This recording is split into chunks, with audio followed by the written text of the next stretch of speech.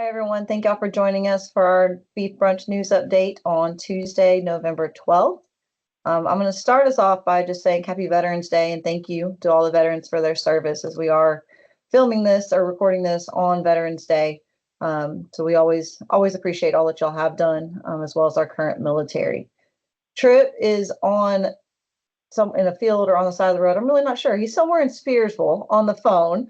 So we don't have him on the camera, but we're going to go ahead and turn it over to Trip so he can do his news update first. Yeah, guys, sorry I wasn't able to jump on the video chat. I'm reporting live from the field in the wilds of Union Parish today, going out to look at some winter annuals with a producer. They planted to see just how much of what they planted actually survived a little bit of drought that we had, which we'll talk about that a little bit more in a bit. Guys, I guess everybody's going to be saying about the same thing with this. We need to thank whoever's been doing the rain dance for the state because we finally started to get a few rains and we're starting to dig out of the hole a little bit. Most of the northeast regions got between 4 and 6 inches of rain out of that couple of systems that we had come through.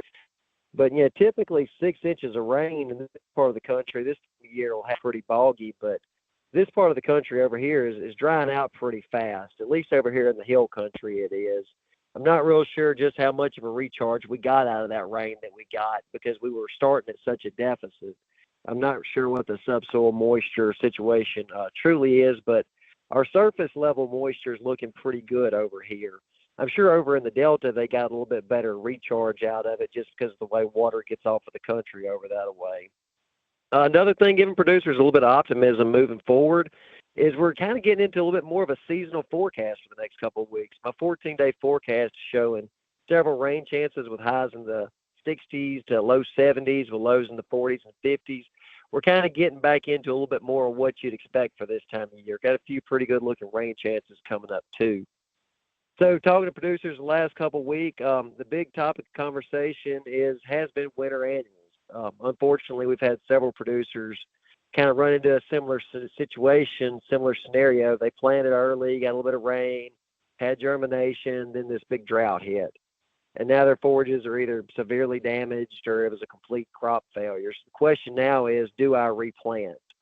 We also have several producers that drug their feet on planting, hadn't planted anything, was just waiting on moisture. Well, now we've actually got a little bit of moisture, but we're sitting here coming up on the middle of November and they got the decision to make. Do I plant? Do I buy stored feed? What do we do? Well, our recommended planting date for ryegrass overseeding just came up about a month ago. So the question is, can you still plant? The short answer is yes, but there's a few things you need to be aware of. Farming in general is 100% of a gamble, but the later you get into the winter, the bigger of a roll of the dice it is. And there's actually not a whole lot of research on late planted ryegrass to fall back on to reference. I saw some work out of Auburn University as well as an extension article by Dr. Dennis Hancock out of University of Georgia. And both of them kind of had the same sentiments around it. Dr. Hancock states that, let's see here, late fall, early winter planted ryegrass, you can expect yields of 2,000 to 4,000 pounds an acre, which is very respectable. But that being said, you're hanging a whole lot on an if. No matter how good of a forage producer you are, nobody's got control over the weather. One of the most damaging things that can happen to a young ryegrass crop is exposure to cold weather, especially extreme cold and extended exposure, which can happen this time of year. I know we've had one pretty good frost up here in this part of the world. I don't know what they've experienced in Sinaloa and South Louisiana. We've had one decent frost, but guys, it's getting to be time for us to have some polar fronts come through and some more cool weather, at least a couple bands come through. So if you're planting, just know that that's something that you could run into. If you plant, you get a good germination, and then we get some extended cold weather, that young ryegrass is susceptible to damage. If you're looking at incorporating the small grain with your ryegrass and you're getting ready to plant, rye looks like your best bet moving forward because it is the most cold tolerant of all the cereal grains. And also, if you are dead set on planting, we recommend that you increase your planting rate by 20% to compensate for the reduction in tillerin that you would get from earlier planted winter annuals.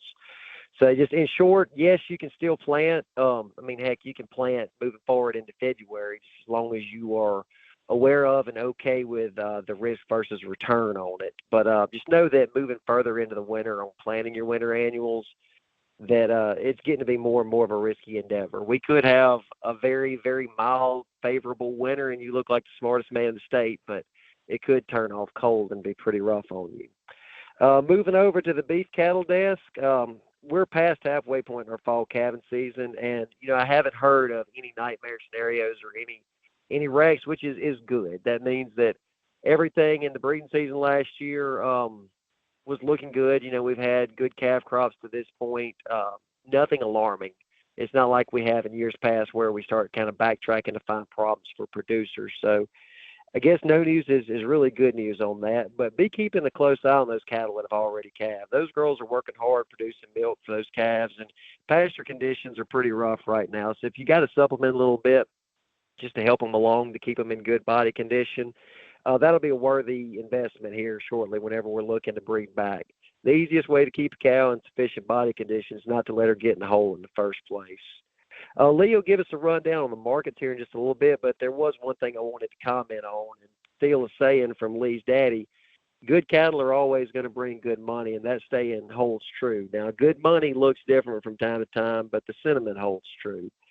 This week I had the opportunity to go to one of our local auction barns and watch the sale, and I was really encouraged by the prices. The top end of the prices are still holding in there very strong, but I did see some pretty heavy discount on calves that didn't have any extras, cattle that weren't weaned, cattle that weren't vaccinated, and especially unweaned bull calves. Unweaned bull calves were really seeing some pretty serious discount, but on the flip side, calves that had the extras on, calves that were preconditioned, they were seeing some very handsome premiums still.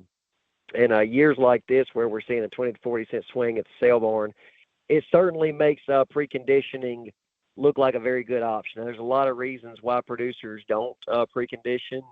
We can get into those another day, but whenever you start to see the premiums on it, it really makes that look like a even better ag practice. Guys, that is pretty well all I have for y'all today. Perfect. Thank you, sir. All right, y'all have a good one. Thank you. You too. Safe travels. Brittany, we'll turn it over to you. Okay.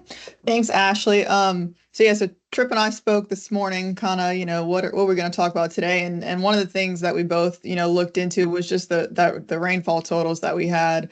And just kind of looking, it looks like kind of Southwest Louisiana, like south of that I-10 corridor there. They didn't get nearly as much rain as what we saw up through above the I-10, around 190, even further than that. And then just across central Louisiana, I mean, we had in some parts, they saw over 10 inches of rain over this last week. So we've had some pretty significant rainfall. I don't know, Vince and I spoke earlier. I think he had over 7 inches of rain at his house. And I wasn't home over the weekend, but you could tell, we had some flooding on one end of our road and some pastures from, little coulees and whatnot that had maybe overflowed, and some bayous that were really high up, almost to the bottom of a bridge over one road. So definitely saw some significant water come down pretty fast, and some flash flooding that was happening across the area. So something that I've been doing a lot of recently, especially over the past few weeks, I've gotten several requests from producers just for hay samples, right? So more and more people are, we preach this often, how it's so important to know, the quality of your hay and what you're feeding, so that way you can have, a proper supplementation program ready to go. So like I said, almost every day that I've been in the office, I've had to go out in the field and do some hay samples. So we did get an update last week from our forages lab on campus that they've added a new column on the right side of our reports there. So we've always gotten 2 columns on the report, the numbers, as received, and then the dried sample basis. Now there's another column that shows you what the averages are for that particular forage across the state. So I think this is going to be a really helpful tool for producers because I often get questions kind of, they'll look at the numbers and they're like, well, I'm not sure what this means. Like, is this good? Is it not good? What does it mean? So I think having that state average column to compare their results to is going to be really helpful there. So like I said, so you will see, as I got my first report with that new column, I got emailed to me on Friday. So we'll all, be seeing those as we do those in the near future. And as always, very happy to answer questions that anybody has about just going over the analysis they get on their report. But again, and I probably talk about this almost every time, just because, testing hay is something that I'm very passionate about. And we've got several people, let's say most people now have probably already started feeding hay just with, as the dry conditions that we had in the pastures and whatnot. So definitely, contact your local extension office and see about getting that tested. Just for $15 for the sample, it can tell you a lot about what you're feeding there. So yeah. So I know Tripp covered a lot in his update, and he did a great job with that. So that's where I'm at right now. I hope I didn't take away from Lee. He's giving me a face over there. I know Lee's got a good update probably about our state hay contests and some stuff like that. So before we turn it over to Lee, I'll let Vince tag on to your update. Yeah, thank you, Ashley, for having me again this time. And yeah, wow, we went from wagon train dust trails about 15 days ago to catfish in the pastures here yesterday. So, and that's honest to God truth. We had Brittany and I were visiting earlier, and I think 12 or 14 inches since 10, 12 days ago. All of which 7 fell on Saturday night. So we had one event last week. One day we had just shy of 3 inches in an hour and a half. It was pretty remarkable. But the ryegrass situation in central and south Louisiana, some of the things that Tripp talked about and questioning whether we should plant it or not, our climate is considerably different than what is experienced in North Louisiana at times. But we can still get that ice event that can be critical. I think majority of producers had ryegrass planted in a dry setting, whether they had a prepared seed bed or just overseeded or drill seeded situation, whatever method they chose prior to the rain starting about 10, 12 days ago. And I think everybody, for the most part, can comfortably say that they have a stand. Some of the ryegrass fields went underwater here the last 4 or 5 days with the inundation of rain that we had, just mainly from backwater. So to lead up to what some of the things Tripp said about soil saturation and surplus, and I think it's fair to say that we have a surplus of surface water. Our bayous and tributaries have filled. Our stock ponds have filled. So we're a far cry from where we were 2 weeks ago. And so that's a good thing. And moving into the fall season, the thing that is probably the most concerning is, as Brittany and I were together earlier doing a hay sample with a producer that had concerns or some issues with some calves, some mortality on some newborn calves or unborn calves that were being delivered, dead. He had a lot of concerns and even has the vet school involved in doing some analysis on that. Is our summer grasses are greening up. We've had 84, 85 degree temperatures. Bermuda grass, Bahia grass, we're seeing some healthy stands of that coming back, even in the setting with some of our winter forages. So it's an Indian summer, if you would, going into our last days of fall or early winter, if you would, and it's kind of concerning. And it's time to put some fertilizer out on some of these ryegrass fields. And but a lot of it doesn't have a true leaf yet, so the uptake is not going to be real great until we get to that point of the growth stage of the ryegrass. So I think by the time our pastures dry out from this big rain event that we had, the one producer we were visiting with earlier, he mentioned that he was probably going to hire an airplane to get his fertilizer out, and most people will put a pre-plant fertilizer down just as a carrier mainly, because most of our ryegrass fields are broadcast with a spin spreader or a cart that's supplied by the local fertilizer house. So they use typically an O grade with some phosphorus and potassium as a carrier. So a shot of nitrogen will be going out soon. Fertilizer prices are pretty palatable right now. The urea price is probably up a little bit from where we were last year, but not tremendously higher than we were last year. So that's a good thing going into the winter, late fall and winter. But the unfortunate thing is we had a few people that are rice and cattle rotation type settings, and we had some people that cranked some irrigation wells to flush some of this ryegrass in, and I passed by one of them late yesterday evening, and it was like really awful. He's probably going to have a stand loss because of too much inundation. So, but just because of the saturation, the water had long been off from the irrigation well being cranked, but we got that 12, 14 inches of rain, and it's a bad situation.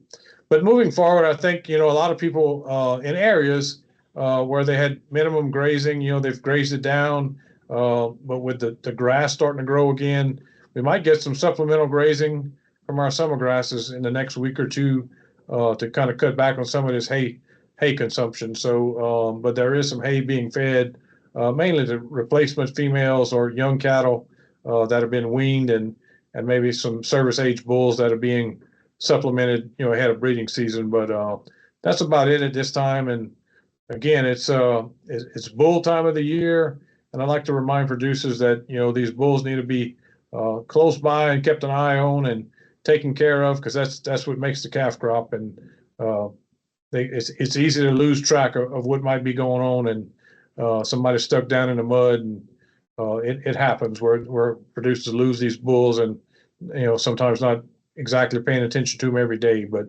I'm sure Lee will talk about some of the market settings, and but bull sales coming up. There's still a bunch of them ahead of us between now and the next couple of 2 or 3 weeks. I know there's a Hereford sale in Mississippi on the weekend, and a lot of folks from our area get Hereford bulls from that sale down in around Woodville, Mississippi, I believe it is, with Melanson. But it's M4 Hereford. So, but anyhow, that's about all I have. It's been an interesting last couple of weeks, and it's been some saving rains, and hopefully we don't get too cold too fast after this warm spell. Thank you. Lee, they've all dumped a lot on your plate for your update, so I hope it lives up to their expectations here. There's a whole lot of pressure on me right now, and I tell you what, I'm really good at not meeting expectations. So here we go. I prepare to be disappointed. How about that? No, I really wanted to just check mark many of the things that Tripp said. What a good report he had, along with Brittany and of course Vince. Want to just kind of piggyback a little bit off what Vince said. What a strange time this is, folks. We last time we visited, it was very, very dry in Northwest Louisiana, and we had just experienced a frost a week or two before our last news update. And since that time, it's been highs in the 80s, lows in the 50s, and maybe even sometimes in the 60s. And the summer grasses, warm season grasses, the Bermuda grass and Bahia grass is growing. Now it's not growing like it would be in May or June, of course, because we're still getting kind of cooler nighttime lows, and the daylight hours is of course working against us. But a lot of places I've been and people I've talked to have made the comment about how their Bermuda grass particularly has greened up, but the Bahia grass has too. And not everybody is feeding hay right now. I'd say we're probably approaching 50% or so, maybe as high as 70% of producers up this way that are actively feeding hay. And like Vince was talking about, the bulls or the replacement heifers, that's probably where the lot of it is going. But folks, it was powerfully dry in this part of the world before that, and so a lot of folks didn't have any forage available. That's plain and simple. It's just did not have anything for the cattle to eat, and that was all due to drought conditions. And You know, those folks are feeding hay right now, and they're actively feeding it. I deal with a lot of hay producers, a lot of hay sellers, and I talk to those folks fairly often, and some of them are in the cattle business, some of them are. And one surefire thing that I've been picking up on is that they were all belly making and moaning about hay not selling and the price of hay and so on and so forth. And they've toned it down a pretty good bit. The ones that I've talked to, they've started seeing an uptick on hay sales and not fussing near as much as what they were. So, you know, a lot of folks, they wait till they start feeding hay to kind of assess their needs. That's not really right, but that's what they do. And the other thing is some people make an educated guess or more of a bet on when they're going to start, on how much hay they need based on when they're going to start feeding hay. And a lot of them had to start, you know, 2, 3 weeks a month earlier. And so their hay stores aren't sufficient. They're going to have to buy a little bit of hay, so on and so forth. The good thing for them is that the supply is fairly good around our part of the world, at least. Got the needed rainfall. What Tripp was saying and Brittany were talking about. It really a blessing, I tell you. Quit keeping track of how much it was, but we got multiple rainfalls through several events, and we're really appreciative of every drop. Still not really wet here, folks. We've soaked up that moisture, though. It's not really that wet, other than in cow pens or areas we know are going to be wet whenever we have a little bit of rain. That being said, Brittany did say something very correct, and that is we're going to announce the winners of our State Fair hay contest. We've been so tied up on State Fair last 2 weeks. It's hard for me to get a cognitive thought out. My brain is not working at fully functional levels here, so I'm going to try to get through this. And at the end, I'm going to ask Brittany to jump in with a little bit of information on one of our final winners that we announced. But anyway, real briefly, the State Fair Hay Quality Contest is sponsored by the Louisiana Forage and Grassland Council. They're the title sponsor, along with the State Fair of Louisiana, LSU Ag Center, Caddo Farm Bureau, Claiborne Cattlemen's Association, Claiborne Parish Farm Bureau, and Wax Seed Company. So those are our major sponsors. We want to thank them for everything that they do for us. Our overall grand champion and winner of the grass legume hay category was Brian Simone from St. Martin Parish. He had a perennial peanut sample that tested really good. Second place in that grass legume category was Don Robichaux from Lafourche Parish. First place in the Bailey's category is K&L Cattle Company from Red River Parish. And second place, Lamar Holmes in DeSoto Parish. First place and second place in warm season grass with his Bermuda grass samples is Justin Robinson from Webster Parish.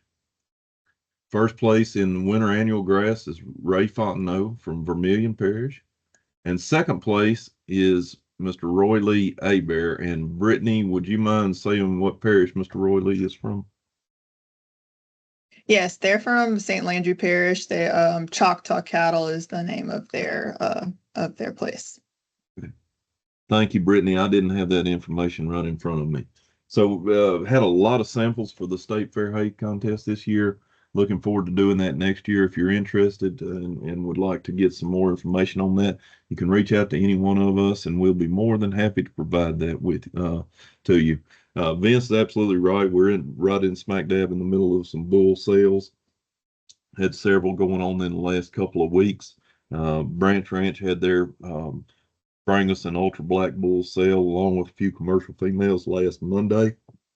Wasn't able to attend because we were tied up with State Fair, but I had some pretty good reports as far as the quality of the bulls, and the prices were pretty good as well on that as far as it goes. And I've talked to a group of cattle producers that are buying some bulls out of Kansas. They went to some sales last week in Kansas, and kind of the similar thing goes a little farther away from Louisiana as far as the good prices on bulls, good quality on bulls, so on and so forth.